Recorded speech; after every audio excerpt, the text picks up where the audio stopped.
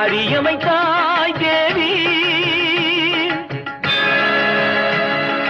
ஆதி பகவன் முதலென்றே உணர வைத்தாய் தேவி. ஆதி பகவன் முதலென்றே உணர வைத்தாய் தேவி. அகர முதல எழுத்தெல்லாம் அறிய வைத்தாய் தேவி.